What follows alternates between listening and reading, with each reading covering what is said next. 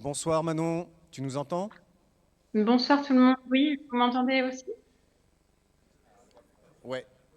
Alors Alors tu moi j'ai vois un plus micro personne, par mais c'est contre. normal en fait parce qu'on s'est mis. Alors attends, voilà, hop, voilà. Ils se sont installés face à toi pour pouvoir t'entendre. Donc merci d'avoir pu prendre de ton temps pour nous rejoindre ce soir. Mais écoute, on t'écoute justement pour que tu puisses un petit peu nous donner l'actualité du groupe parlementaire sur les questions de l'eau notamment. Ça marche. Bon, bonsoir, bonsoir tout le monde. Vous m'entendez correctement toujours? C'est bon? Super. Bon, donc bonsoir tout le monde. Donc, je suis Manon Meunier, donc députée insoumise de Haute-Vienne, euh, en visio, donc, mais heureuse d'être avec vous ce soir. En fait, bon, vous avez dû certainement suivre l'actualité sur la dernière loi du plomb, mais moi je suis là essentiellement pour vous parler de ça. Si ça vous dérange pas trop, du coup, je vais un peu déborder des sujets de l'eau et je vais vous parler de la loi du plomb de manière générale. Qui concerne en partie évidemment les questions d'eau. Euh, bon, déjà, je voulais en introduction vous faire un petit point sur le cheminement démocratique qu'a rencontré ce texte, parce que c'est assez inédit. Donc en fait, la loi Duplomb, elle est issue du sénateur du même nom, Duplomb, donc qui est par ailleurs un sénateur Les Républicains, issu des rangs de la FNSEA. Euh, et donc, cette loi du plomb, elle nous arrive sur la table à l'Assemblée nationale il y a quelques semaines. On a commencé à l'analyser en commission des affaires économiques et en commission du développement durable. Et en fait, en ce moment, il y a une stratégie du gouvernement par rapport à l'Assemblée nationale qui est une stratégie d'asphyxie. Ils nous ont déposé énormément de textes d'un seul coup. Et en l'occurrence, la loi du plomb, ils savaient très bien qu'on aurait eu besoin de beaucoup de temps pour l'analyser. En l'occurrence, on avait déposé pas mal d'amendements, mais c'est normal, c'est des questions cruciales, comme vous allez le voir après. Et en fait, comme de toute façon, ils se sont rendus compte que, alors, de deux choses. Déjà, la première, c'était que ça n'allait pas tenir dans l'agenda parce qu'il y a la loi fin de vie en parallèle, il y a une loi sur la programmation énergétique, il y a la loi sur la simplification de la vie économique. Bref, il y a énormément de textes. Ils se sont rendus compte que ça n'allait pas passer. Ça, c'est la première chose. Et la deuxième chose, c'est surtout que c'est un texte qui divise énormément, y compris la droite, y compris en fait surtout même la majorité macroniste, pour son contenu, parce il y en a plein qui n'assument pas ce qu'il y a à l'intérieur et qui considèrent que ça va trop loin. Et en fait, ils étaient très gênés par le fait d'avoir des votes publics, en fait, d'avoir un affichage, parce que la majorité allait être complètement explosée. Et donc, ils ont trouvé une solution assez inédite. Ils ont déposé une motion de rejet sur leur propre texte. Donc, les motions de rejet, c'est des outils qui sont utilisés à l'Assemblée nationale pour envoyer un signal de rejet de la part de l'Assemblée nationale. Ici, ça a été utilisé par le rapporteur lui-même, Julien Dive, qui est un républicain, sur son texte pour priver l'Assemblée nationale de débat. Et c'est inédit en France, ça ne s'était jamais passé sous la Ve République. En fait, c'est une façon de faire un 49.3 déguisé pour renvoyer ce texte en commission mixte paritaire. Donc la commission mixte paritaire, c'est à huis clos. Ça, c'est important. Comme ça, justement, on ne voit pas qui vote quoi. Et c'est 7 députés et 7 sénateurs, avec 7 députés suppléants en plus et 7 sénateurs suppléants en plus, donc 14-14, qui décident du texte. Et ils savent très bien que la composition de cette CMP, comme elle est en pourcentage assez correspondante aux deux chambres, ils ont la majorité avec la droite en fait, et donc ils ont la majorité pour faire passer le texte tel quel, et donc se passer des débats de la gauche et se passer d'un affichage public. Donc c'est ce qui s'est passé c'est ce qui s'est passé sur ce texte. Alors excusez-moi parce qu'on me dit que il veut faire un redémarrage, donc ça ne m'arrange pas du tout. Hop. Excusez-moi, vous m'entendez toujours? Bon, super. Donc voilà ce qui s'est passé sur ce texte d'un point de vue démocratique. Et c'est pour ça qu'il est renvoyé en CMP. Et je vous le dis tout de suite, donc la CMP aura lieu le 30 juin au Sénat. Vous pouvez donner cette date, mais je vous parlerai, je vous parlerai de tout ça à la fin. Je vais rentrer assez rapidement dans le contenu de ce texte. en vous donnant les 4 grands points très problématiques de ce texte. Bon, déjà, il y a tout un volet sur l'article 1 et l'article 2 qui concernent les pesticides. Le premier, c'est revenir sur ce que Ecophyto avait mis en place, à savoir séparer les activités de vente et les activités de conseil des pesticides. C'est-à-dire qu'aujourd'hui, en théorie, ceux qui vendent les pesticides ne peuvent pas conseiller en même temps. Normal, vous connaissez peut-être l'exercice, vendez-moi ce stylo. Je ne sais pas si ça vous parle, mais en fait, pour vendre l'exercice vendez-moi ce stylo, on apprend que en fait, pour vendre le stylo, bah, il faut créer un besoin. Et quand vous vendez un produit, vous avez besoin de créer un besoin en conséquence pour vendre plus de produits. C'est le marché, voilà. C'est la loi du marché. Et donc, quand vous vendez et que vous conseillez des pesticides, nous, on maintient une position qui dit si vous avez intérêt à vendre, vous avez intérêt à conseiller d'appliquer davantage de pesticides et donc à ne pas rentrer dans une démarche de diminution. Donc, c'est pour ça qu'il y avait eu cette séparation du conseil et de la vente. Sauf qu'il n'y a eu aucun moyen mis sur la table par la puissance publique derrière pour faire en sorte d'avoir un pôle de conseil public. En fait, aujourd'hui, vous n'avez pas de conseil public. Et donc, ce qui se passe, c'est que ça ne fonctionne pas. Et sur le terrain, c'est toujours ceux qui vendent qui conseillent. Et donc, en fait, la Macronie arrive et nous dit bah, regardez, ça ne fonctionne pas, donc on est obligé de revenir en arrière. Nous, on leur dit bah oui, ça ne fonctionne pas parce que vous n'avez pas mis de moyens, c'est toujours la même chose. Mais eux, donc, décident de revenir en arrière pour que ceux qui vendent les pesticides puissent en même temps conseiller. Ça, c'est la première chose. La deuxième chose, c'est l'article 2, c'est celui dont on parle certainement le plus, celui qui concerne la réautorisation d'un néonicotinoïde qui s'appelle l'acétamipride. Donc les néonicotinoïdes, c'est des pesticides qui sont dangereux pour la santé, dangereux pour l'environnement. En particulier, on les connaît sous le nom de pesticides tueurs d'abeilles. Les apiculteurs sont très mobilisés contre ce texte parce qu'en réalité, justement, ça pourrait y compris mettre leur production à mal. Donc, il y a la réautorisation de cet acétamipride et ça, c'est le point sur lequel nombre de macronistes sont gênés. Et puis, il y a l'ANSES. Donc, l'ANSES, c'est l'autorité qui régule la mise sur le marché de certains pesticides. Donc, c'est une autorité scientifique qui doit évidemment être indépendante. Et là, c'est assez inédit encore une fois. La proposition qui est dans ce texte, c'est de mettre sous tutelle cet organisme scientifique indépendant, donc sous tutelle du ministère de l'Agriculture, pour en fait qu'il y ait une orientation économique donnée par le ministère de l'Agriculture sur la priorisation de la mise sur le marché de certains pesticides et de leur autorisation. Je ne sais pas si je suis à peu près claire. Ça va? Donc c'est assez, enfin en fait c'est vraiment remettre en question l'indépendance de la science. On est encore une fois, il y en a plein de mesures qui arrivent, mais sur une mesure trumpiste ici, et c'est assez grave. Donc ça, c'est l'article dont on a entendu le plus parler. Il y a un autre article, c'est l'article 3, qui, moi, me tient particulièrement à cœur et particulièrement dangereux, et malheureusement qui ne passe pas le mur du son dans les médias. C'est l'article qui concerne les élevages et les ICPE. Donc, les ICPE, c'est les installations classées pour l'environnement. Et aujourd'hui, quand vous faites un élevage bovin ou de volaille ou porcin, vous êtes quasiment forcément classé pour l'environnement, installation classée pour l'environnement. Mais il y a plusieurs régimes. Si vous êtes un élevage familial, etc., comme c'est majoritairement le cas en France en ce qui concerne l'élevage bovin en tout cas, vous n'avez qu'un enregistrement ou une déclaration simple à faire en préfecture. Et puis, il y a un régime plus important. C'est le régime d'autorisation, où vous avez besoin de faire une étude d'impact environnemental et une enquête publique. Je vais vous parler de l'élevage bovin, parce que je suis donc députée de Haute-Vienne, en Limousin. Chez moi, l'élevage bovin est majoritaire. Et justement, en fait, on est sur un modèle familial qui entretient encore des paysages. Si vous n'êtes pas très loin du Limousin. Si vous êtes déjà passé, on a encore des paysages bocagers, une biodiversité qui est associée, etc. Et en fait, il n'y a pas d'ICPE chez nous. Mais il y en a un qui est en train d'arriver. Vous en avez peut-être entendu parler parce que ça a fait le tour de la presse nationale. C'est un projet porté par Terea, je ne sais pas si ça vous parle, de 2120 bovins sur la commune de Périllac. C'est sur ma circonscription. Et c'est un centre d'engraissement, en fait. 2120 bovins. Et lui, il est concerné directement par cette autorisation ICPE. Et cette autorisation, pour eux, c'est contraignant. Mais c'est qui porte derrière? C'est Terea, c'est une filiale agro-industrielle et c'est plus du tout des paysans. C'est 600 hectares qui demain passeront des mains des agriculteurs aux mains de l'agro-industrie.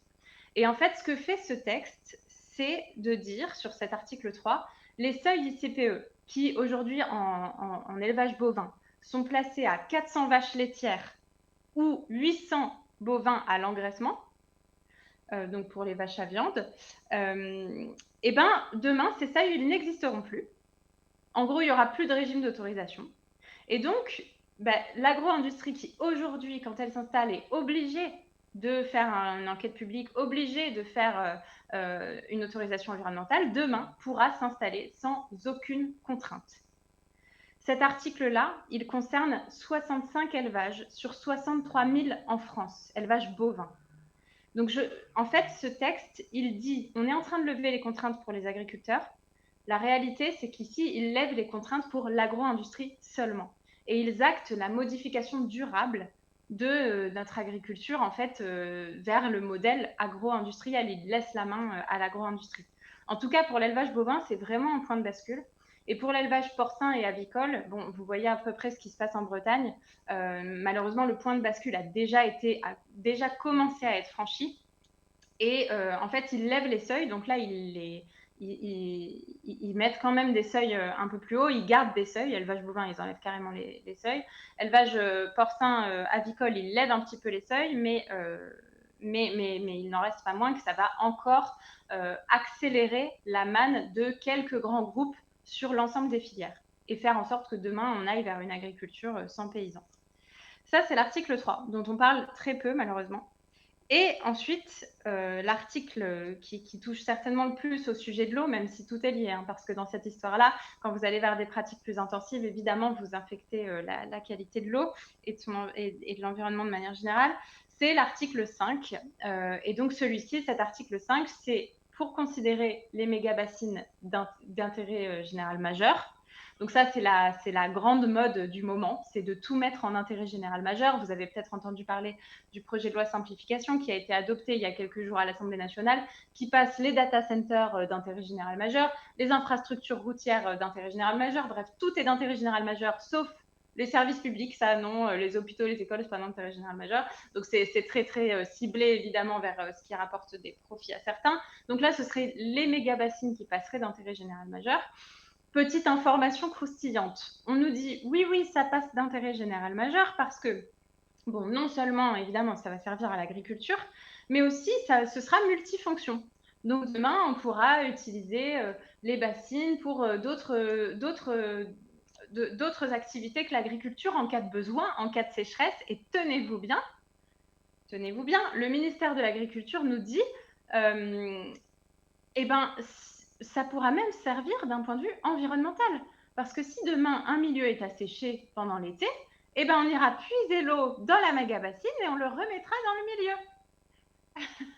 Donc, bon, quand vous connaissez un petit peu le fonctionnement des zones humides, etc., vous regardez le ministère avec des yeux comme ça en leur disant, alors si vous allez puiser l'eau dans les milieux et que vous créez des méga-bassines, vous contribuez directement à l'assèchement. Enfin, bon, bref, vous l'avez, je pense, le cercle vicieux qu'ils sont en train de créer.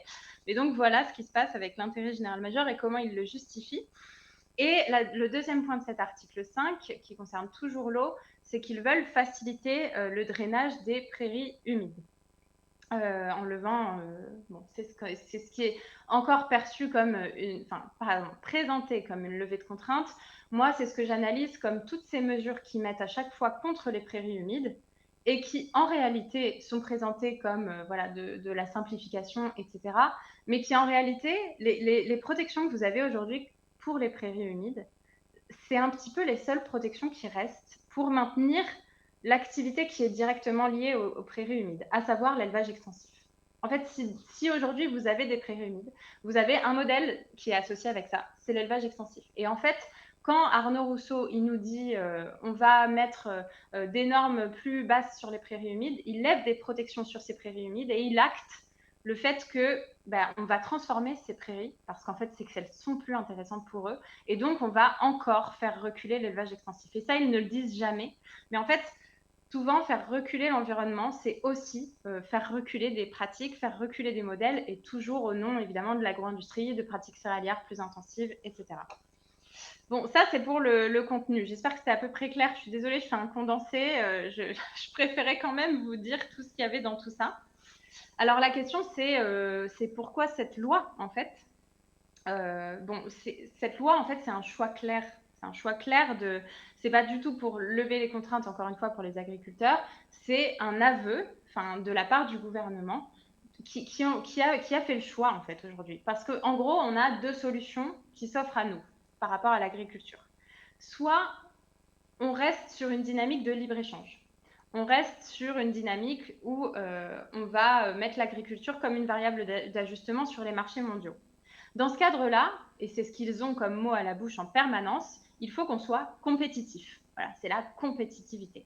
Et donc, il faut qu'on s'aligne pour cela avec les normes moins-disantes de l'international. Ils commencent par l'environnement, hein, mais ce qu'ils disent pas, c'est que si on continue comme ça, il va falloir qu'on s'aligne aussi sur les salaires des autres pays. Enfin, je veux dire, il n'y a pas que les normes d'environnement qui contribuent au fait que la France ne soit pas compétitive aujourd'hui sur les marchés mondiaux. Et puis, on va jusqu'où aussi? Est-ce qu'on s'aligne avec, je ne sais pas si vous avez vu ça, les immeubles à 12 étages en Chine, où vous avez des ports à tous les étages, des milliers de ports? Jusqu'où on va en fait? Bon, en tout cas, eux, ils sont dans ce modèle. On reste dans le libre-échange, on s'aligne avec le moins-disant international et on reste dans ce modèle-là.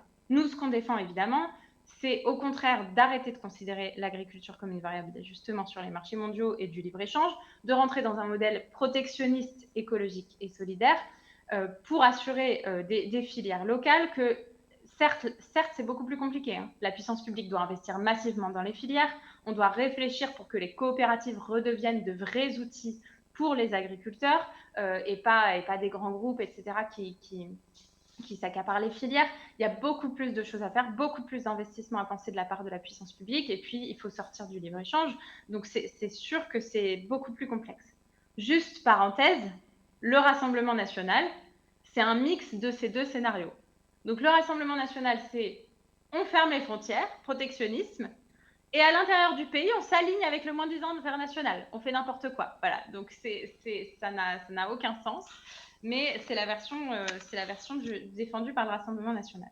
Bon, donc là, en fait, ce texte, il acte définitivement qu'on va donner la main, qu'on va s'aligner avec le moins-disant international et qu'on va rentrer dans le modèle porté avec un portage par l'agro-industrie, donc avec de moins en moins de paysans. Je voulais avant de conclure, vous faire une petite parenthèse sur la souveraineté alimentaire et le faux argument qui est toujours mis sur la table de la souveraineté alimentaire, parce que ça me paraît fondamental. Déjà, la droite utilise cet argument-là pour justifier ce texte. C'est-à-dire, ils disent en fait, si on veut continuer à produire demain en France, il faut qu'on s'aligne avec le moins-disant international, il faut que justement, en fait, sur l'article 3 et sur la levée des seuils sur les élevages, porcins, volailles, etc., ils disent, bah oui, mais en fait, aujourd'hui, les Français mangent plus de porc et plus de volailles, donc il faut qu'on produise plus en France, et pour ça, il faut lever les contraintes, il faut lever les seuils, etc. La réalité, c'est qu'en fait, le modèle d'élevage qu'ils sont en train de soutenir, ces élevages portés par l'agro-industrie, c'est ceux qui contribuent certainement le moins à un modèle de souveraineté alimentaire, dans le sens où ces élevages, où vous avez comme en Bretagne par exemple, où vous êtes dans des bâtiments, déjà que vous construisez avec des matériaux importés, avec une énergie, qu'on ne me dise pas en France qu'on est souverain sur l'énergie, enfin le nucléaire a priori, l'uranium, voilà. Donc énormément d'énergie, beaucoup d'énergie sur ces modèles d'élevage. L'engrais, on n'est pas indépendant du tout en France, on n'est pas souverain sur les questions d'engrais. Beaucoup d'engrais nécessaires pour faire tourner ces élevages-là. Alimentation animale, importée. En Bretagne, on importe énormément de soja pour nourrir ces élevages intensifs. C'est pas du tout un modèle souverain en fait. Sans compter que, en fait, ces firmes, elles ont des intérêts et qu'elles exportent massivement aussi. Aujourd'hui, en France, en porc, on est autosuffisant. Si on réorientait ce qu'on produit en France pour l'alimentation française, on serait déjà autosuffisant. Il n'y a pas besoin en réalité d'aller plus loin. Mais ces firmes, elles exportent pour des questions de profit, pour des questions de place sur les marchés internationaux. Donc c'est un faux argument de la droite de dire que c'est pour notre souveraineté alimentaire. Parce qu'au contraire, les modèles les plus résilients pour des questions de durabilité, pour des questions d'utilisation des ressources locales, c'est ce modèle justement familial où vous avez des complémentarités entre des ateliers animaux et des ateliers végétaux qui en fait se complémentent l'un et l'autre. Et c'est ce modèle-là qui est beaucoup plus résilient et beaucoup plus souverain et qui est beaucoup plus durable aussi. Et c'est celui-ci qu'ils sont en train en fait de faire crever et donc notre souveraineté alimentaire avec. Et un petit point sur la souveraineté alimentaire aussi, c'est que la droite n'inclut jamais les questions de démocratie alimentaire au sein de la souveraineté alimentaire. Mais la souveraineté alimentaire, la première des définitions, c'est le droit d'un peuple de décider de son système alimentaire pour lui-même. Et donc le droit d'un peuple aussi de dire oui, demain, on va refuser l'emploi de l'acétamipride, qui est un pesticide dangereux, qui contamine les milieux, qui contamine la santé et qui met en danger les agriculteurs et les salariés agricoles en premier lieu. Ça fait partie intégrante de la souveraineté alimentaire, en fait. Et c'est un point que la droite ne met jamais sur la table. Et pour conclure, avant d'en arriver aux questions, je voulais vous dire que, en fait, malheureusement, cette loi, ils ont tout fait, ils font tout pour qu'elle passe à la trappe, pour qu'elle passe à huis clos, que personne n'en entende parler, alors qu'elle est gravissime. J'espère vous avoir montré à quel point elle était gravissime et qu'elle acte un changement définitif de notre modèle agricole en France, en tout cas un point de bascule fondamental. Et donc, il faut, nous, qu'on fasse en sorte que ça ne passe pas à la trappe et qu'on fasse le plus de bruit possible. Alors, je sais que vous êtes là pour ça et je vous en remercie énormément déjà.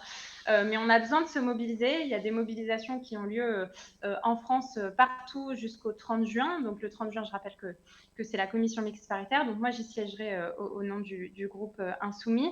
Il y a des mobilisations les 29 et 30 juin par le collectif Nourrir un peu partout en France, mais non seulement, notamment à Paris. Si jamais vous avez l'occasion, je sais que ça peut être un peu contraignant, mais le 29 juin, il y a Nuit debout, en fait, qui est organisée par l'association Agir pour l'environnement, où il y aura des contributions d'agriculteurs, de scientifiques, de personnalités politiques, etc.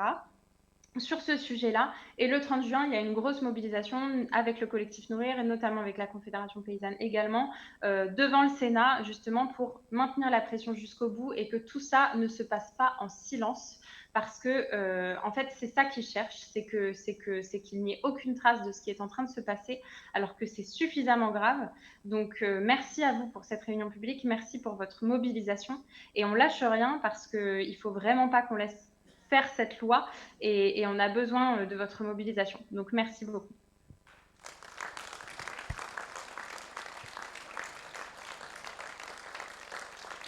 Merci beaucoup Manon et effectivement on aura l'occasion d'ici la fin de la réunion de parler de l'événement qui se prépare à Niort pour le 29 juin puisqu'il y a effectivement une mobilisation qui va avoir lieu et je laisserai les personnes qui font partie de l'organisation, dont la France Insoumise bien évidemment, qui voudront prendre la parole sur le sujet. Voilà, en fin de réunion, restez qu'on discute de tout ça. C'était très clair, merci beaucoup. Est-ce qu'il y a des questions? Il y a un micro qui peut circuler dans l'Assemblée. Est-ce qu'il y a des personnes qui avaient des questions? Moi, je vais commencer. Généralement, il en faut une pour que ça suive. De façon très concrète, je pense que la réponse est cousue de fil blanc, mais à ma connaissance, il y a des projets de méga-bassines qui, pour le coup, parce que là, je parle de ce que tu évoquais, notamment sur la question de l'eau, qui ont été mis par des actions judiciaires en suspens. Est-ce que cette loi, si elle était amenée donc à être ratifiée, en fait, remettrait en cause toutes les suspensions administratives, parce que ce n'était pas forcément d'ailleurs des suspensions judiciaires, mais plutôt des suspensions administratives de certains projets, si demain les méga-bassines passaient justement d'intérêt général. Est-ce que tu peux donner de la perspective là-dessus, peut-être, pour qu'on comprenne mieux?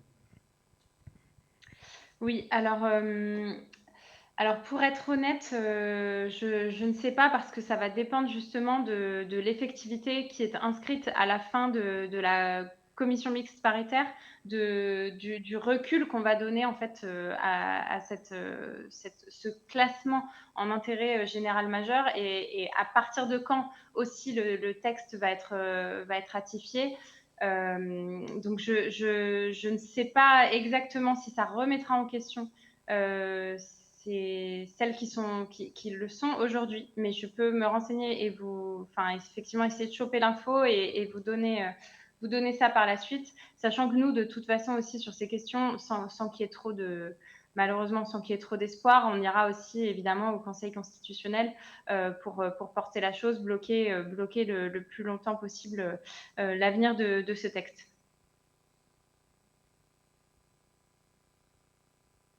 Quelqu'un a une question?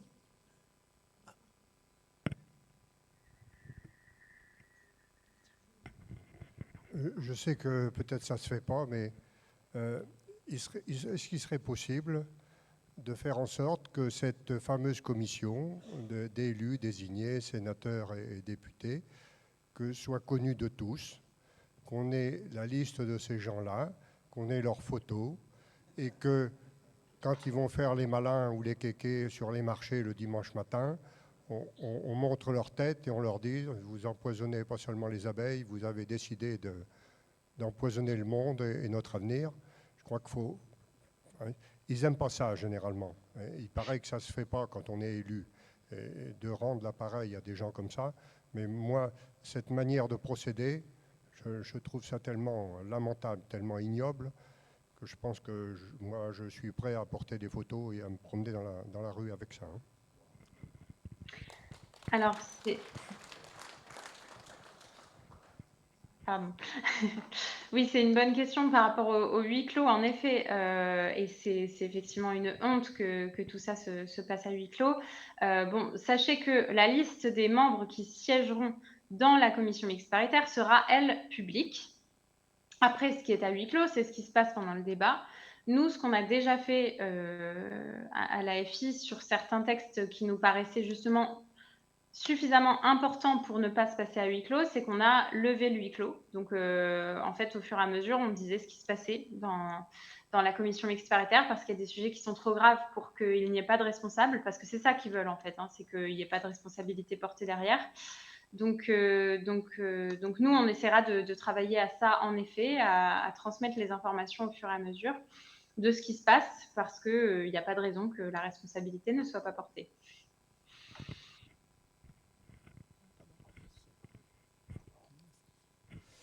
Est-ce que si ce projet de loi passe, il est prévu un vote de motion de censure? Ah, c'est une bonne question. Je peux pas, je peux pas m'avancer dessus. Sachez qu'on a déjà fait une motion de censure sur ce texte suite à la motion de rejet, en fait, parce que je ne sais pas si on en a beaucoup entendu parler du coup, mais en fait, cette motion de rejet, comme c'est un 49.3 déguisé et que c'est quand même la première fois que ça arrive, sachez que c'est devenu un outil fétiche depuis, parce qu'ils ont recommencé sur la 69, je ne sais pas si vous avez vu. Donc là, ça y est, ça va devenir le nouveau 49.3 du gouvernement. Mais du coup, en fait, comme on a considéré que c'était une honte, on a fait une motion de censure derrière, mais bon, qui n'a donc pas été votée notamment, évidemment, par le Rassemblement national, et qui n'est donc pas passée. Et moi, je me demandais comment il s'arrange avec le principe de non-régression écologique, parce que normalement, c'est inscrit dans la loi. Oui, et ben alors ça, justement, j'espère que ça fera partie des éléments qu'on pourra mettre sur la table au moment du Conseil constitutionnel. C'est déjà ce qu'on avait fait pour la loi d'orientation agricole, de mettre en avant donc le principe de non-régression, c'est que dans la loi, on n'est pas censé effectivement revenir en arrière et régresser sur les questions environnementales, c'est inscrit dans la loi. Donc tout dépendra de l'analyse qu'en fait le Conseil constitutionnel sur ce sujet. Sur la loi d'orientation agricole, on avait réussi à obtenir des victoires. La loi d'orientation agricole, c'était il n'y a pas si longtemps. Et il y avait déjà des grosses horreurs dedans, notamment ce qu'on avait réussi à faire tomber, c'est notamment l'un des articles qui me paraissait les pires en termes de régression en ce qui concerne la protection des espèces, enfin la protection des espèces pour les espèces protégées, qui était le principe de non-intentionnalité. Je ne sais pas si vous aviez entendu parler de ça. Donc c'était en fait de considérer par défaut qu'une destruction d'espèces protégées était non intentionnelle. Et donc pour la première fois dans le droit, pour porter plainte et pour aller devant la justice, il fallait, en plus d'amener la preuve du délit, emmener la preuve de l'intentionnalité. Donc, par exemple, un chasseur qui tire sur un lynx en disant ah ben non, je croyais que c'était un sanglier. Comment vous faites pour amener la preuve de l'intentionnalité? Vous ne pouvez pas, donc pas de poursuite. Enfin voilà, en gros, je résume, hein, évidemment, je caricature, mais c'est un petit peu ce qu'ils avaient essayé de faire passer et que nous, on a réussi à défendre au Conseil constitutionnel qui est revenu en arrière sur ces questions. Après, malheureusement, ça n'a pas fonctionné sur tout, donc je ne peux pas vous dire sur quoi ça fonctionnera sur ce projet de loi.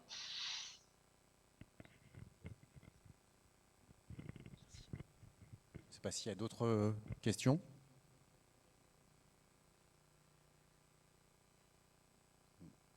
Semblerait-il, il n'y en a pas d'autres. Écoute, Manon, merci en tout cas pour ta présence. On va te libérer. Merci à vous, merci beaucoup. Bon courage. Merci beaucoup, à vous aussi. Et puis du coup, très bonne mobilisation le 29 et merci de rien lâcher. Merci à toi aussi. Merci.